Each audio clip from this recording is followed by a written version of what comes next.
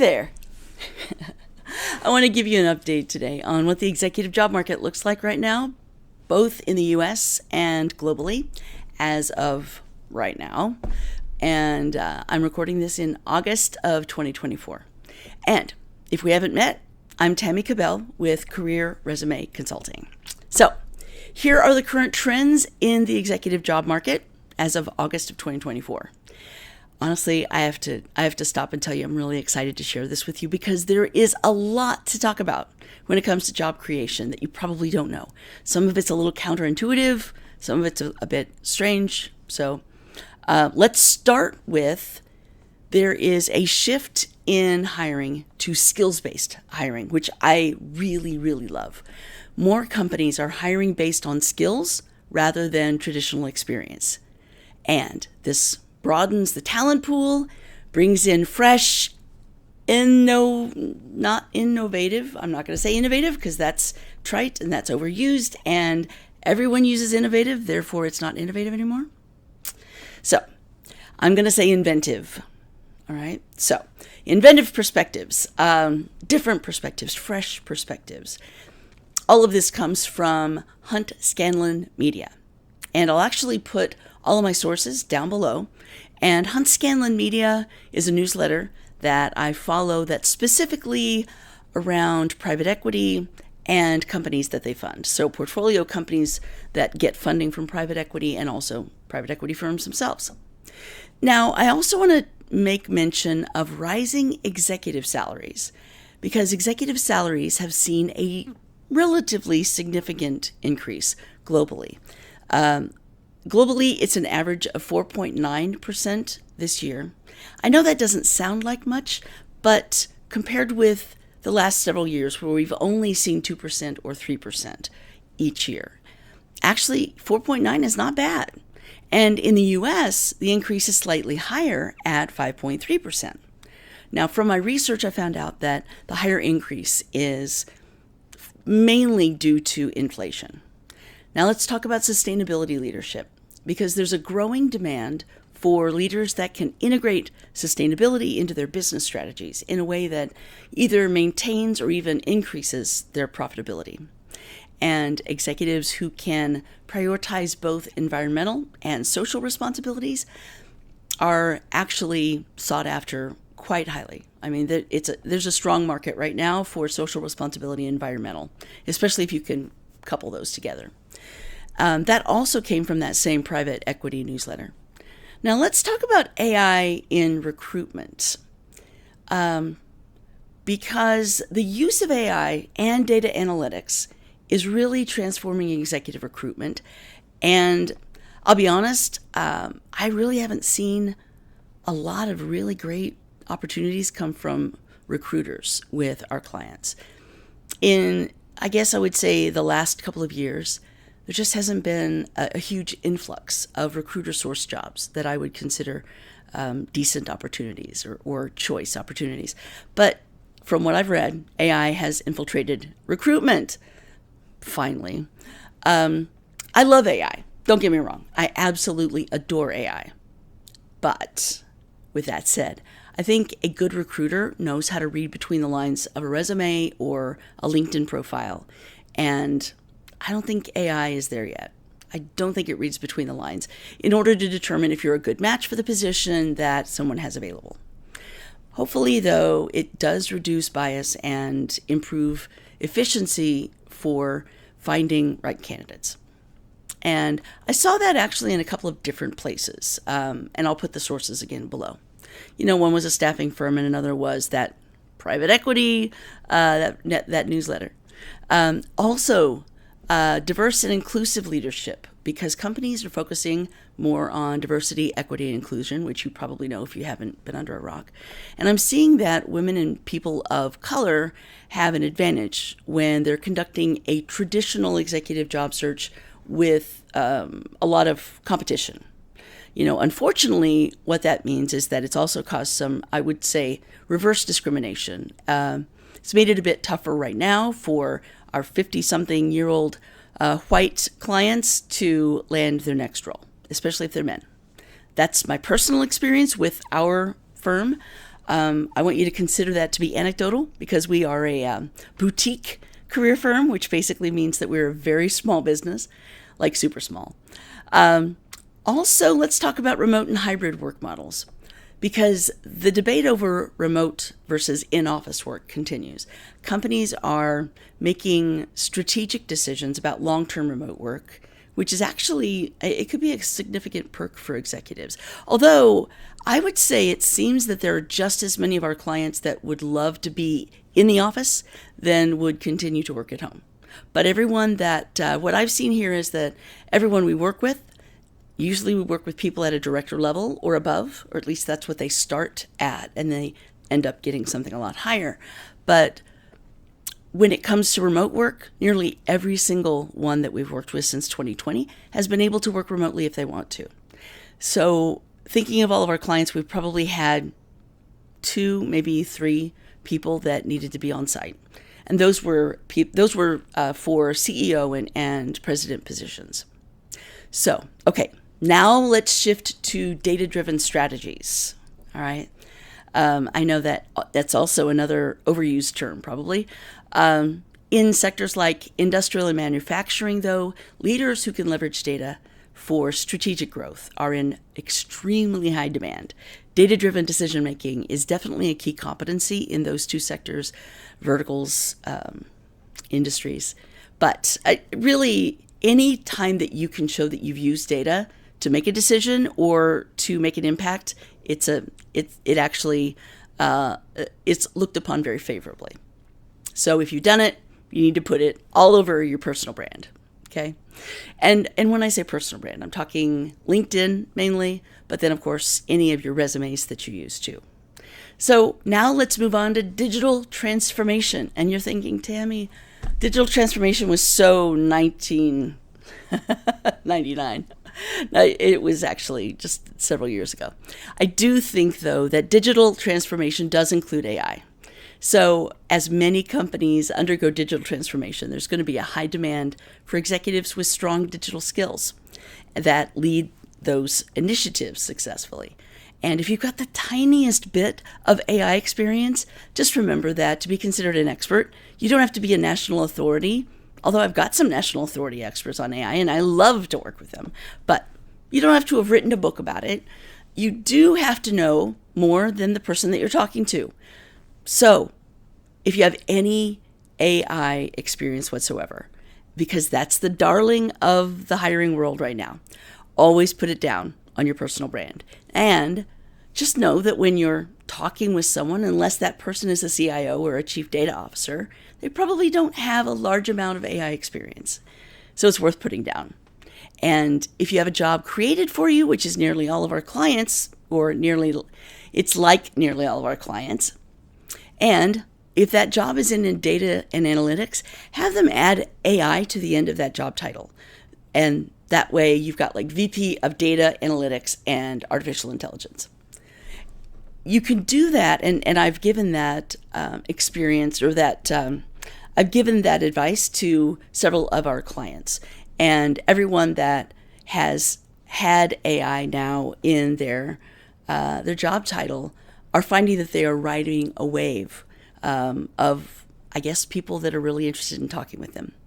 But if you've got that in your job title, it's going to make it a lot easier to get an AI job, or really any job, because like I said, AI, again, is the darling. Okay, so speaking of hiring, there's actually a strong hiring outlook right now. Of course, there are economic uncertainties right now, but it does seem that the demand for executive talent remains really strong.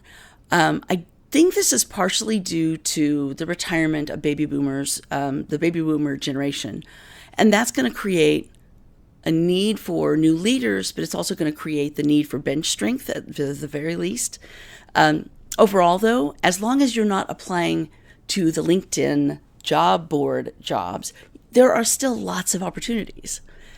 Just stay away from the traditional online application job search. Don't do it, okay? Yeah, if you want to know what to do, either talk with me or one of my team members, or take a look at my YouTube channel. I've got a lot of information there. It's under Tammy Kabell, Kabell with a K. Now let's move on to talking about well-being initiatives, because companies are placing more emphasis on the well-being of their executives, which is long overdue, in my opinion. It includes support for mental health and work-life balance. You've heard of that, right? And you're probably thinking, no, I have no idea what you're talking about. I've never had anything like that.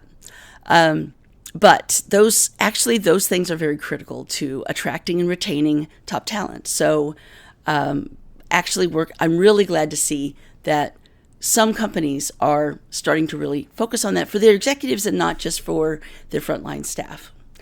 I also want to share with you which sectors are growing the fastest as we look toward the last quarter and into 2025.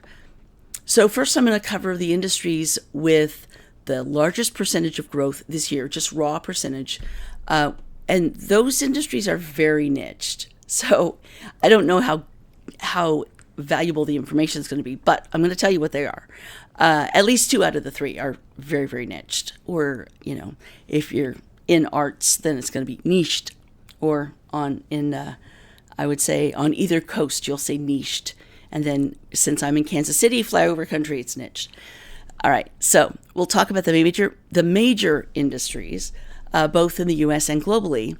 So number one, of all of the industries, and believe it or not, surprised me, fruit and nut farming. Yeah, that industry is experiencing what I would call remarkable growth. Revenue increases of over 28%. 28.1% is expected from 2024 to 2025. And the demand for non-citrus fruits and also tree nuts has really surged. Go figure. Who knew? But particularly from wineries and export markets, despite challenges from supply chain disruptions, which have plagued us for about 5 years now. So, number 2 might be something that you've heard of, solar power. The solar power industry is projected to grow by 26.4% in the next 12 months. And that's revenue from 2024 to 2025 at this time, as an industry overall. And that growth is due to advances in photovoltaic panel technology. I believe I said that right.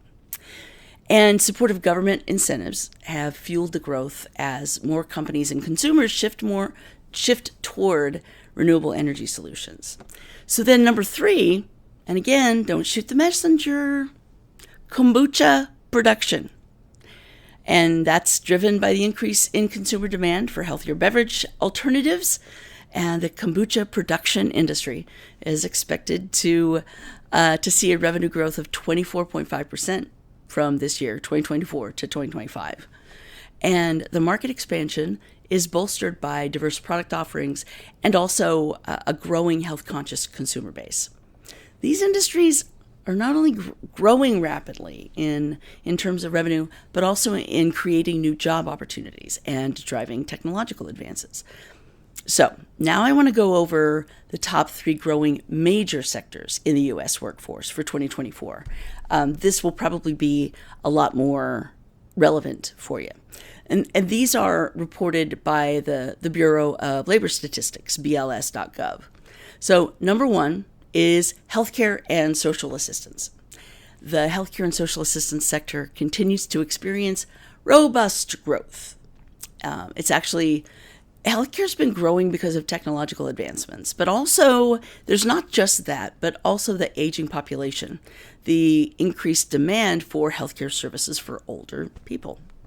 Employment has still been really strong in this sector, and it's projected to add the most new jobs of all of the major sectors, with significant growth in occupations like home health aides, personal care aides, registered nurses, and we actually are working with an RN right now, and I know that most clients don't fit into that, home health care and all of that, but again, this is reported by the Bureau of Labor Statistics. It's not just executives, just overall. So if you want to read some really dry material, you might check out bls.gov, because if let's say you can't sleep, then if you have trouble going to sleep, definitely look up bls.gov. And then you can read some of that, and then it'll put you right to sleep. I'm going to get a drink. So professional and business services is the next one. And in this sector, which includes moi, there's a wide range of industries that, it's including things like legal services or accounting, consulting, and computer system design. All of the service industry is expanding rapidly. And the growth is actually fueled by increasing need for specialized professionals' expertise. These are areas, at least from the bls.gov report, areas like cybersecurity, IT consulting is a big one, and management consulting. And again, this is all from the Bureau of Labor Statistics. So if you've been in IT or in leadership, and you're considering starting your own business, your own consultancy, your own advisory firm, have a conversation with me, because one of the things that we do is help people start their own self-employment, basically hang a shingle. And the reason I love doing that, almost beyond everything else, is because we can get results really fast for people. So instead of taking a year to find your first big paying client, it takes like 60 to 90 days after you hang that shingle and you launch your new advisory firm. So let me know if you're interested in talking with me about starting your own consultancy. Now let's talk about another, I'll say probably the final one that we'll go over as far as a major U.S. Industry is construction, believe it or not. Construction industry is experiencing what they say is significant growth due to ongoing infrastructure projects, which I certainly understand, somewhat in housing demands, but also commercial construction, which really surprises me.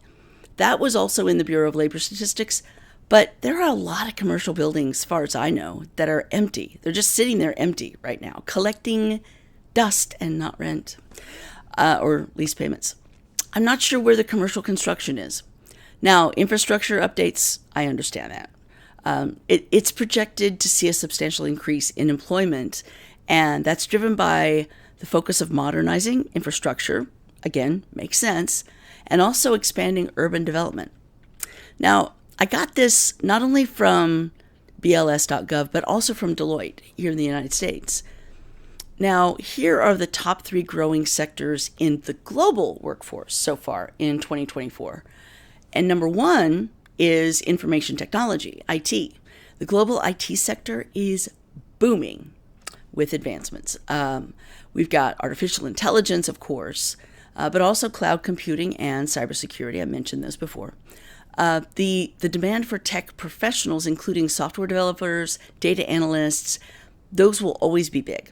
Anything in IT, or I should say maybe even in AI, IT security experts are driving growth worldwide as business continues to digitize their operations. And that, again, is from Deloitte. I got that from Deloitte here in the United States, talking about just a global. Next up, renewable energy, with an increasing emphasis on sustainable energy solutions worldwide. The renewable energy sector is seeing somewhat rapid growth. Solar and wind power, in particular, are expanding as governments and private companies invest heavily in green energy projects in order to meet environmental targets. This is mostly happening in Europe, from what I can see. It's also happening quite a bit, or at least I've seen quite a bit of activity in Australia as well with renewables. And maybe that's because they do a lot of mining and a lot of environmental stuff down there. And then healthcare. Similar to the U.S., the global healthcare sector is growing significantly. Again, it's the rise in the aging population, but also advancements in medical technology and increased healthcare access in developing countries. So this sector encompasses a wide range of roles, and we're talking medical professionals, but also healthcare support services, and that includes health tech. You could probably put tech at the end of any sector, industry, vertical, and it's going to be its own industry, right? You've got the health tech, you've got You got marketing tech, actually, MarTech. You've got pharmatech. You've got biotech. You've got, I mean, that's just in healthcare stuff. So those sectors, all of those, are leading in job creation and growth. And that reflects broader economic trends and shifts in industry demands both in the US and globally. Okay, so what does all this mean to you? If you're an executive or a high-achieving professional, highly paid, these trends mean that there's numerous opportunities for you to find a role that's not only going to fit your skills, but also aligns with your values and your career goals. So companies are looking for leaders who can be adaptable. And I'm not going to use the word innovative. I'll say adaptable, inventive, fresh, right? And then also that can drive sustainability and digital transformation. And my firm, CRC, or Career Resume Consulting, we specialize in helping professionals like you navigate that dynamic job market. Actually, it's a pretty fast-paced one. What I try to do is stay ahead of the job market. Therefore, it does feel like a roller coaster ride sometimes. We've got a lot of one-on-one executive services, pretty much anything from executive branding, career coaching, even negotiation assistance, which I'm doing right now, interview preparation, interview strategy, as well as just job search strategy in general. Most all of this has been one-on-one, very personalized instruction, but we also just started a recurring small group program it's called Climb. It's a cohort of less than 20 people, but it's Climb Your Corporate Ladder. Climb is an acronym. So if you're interested in looking at maybe a lower cost option to work with me and my team, that Climb program, it's a 4-week intimate group program, might be a really good option for you. We don't have one scheduled right now, but we are going to start doing them on a regular basis. All right, so I hope this has served you today. And if you've got any questions, of course, reach out to me. And I'm going to leave some information below, all right? Feel free to schedule time with our client relationship manager, Xander Mulhall, or even myself. Usually Xander has a lot more spots open on his calendar. He'll be happy to answer any questions that you might have. By the way, he's not in sales, so he's not going to try to sell you anything. He won't pitch you. He'll just answer your questions. And then if you want to continue to explore working with us, then you can talk with me. So think of him as like a gatekeeper. All right. Have a wonderful rest of your week. Here's to your career search, and may it be successful. I'd love to know what was most surprising about this, other than the fact that it was super long, right? 25 minutes or so. Yeah. Other than that, what was most surprising about it? All right. I hope your career search is successful now and in the future. And let me know if you have questions. Thanks. Bye now.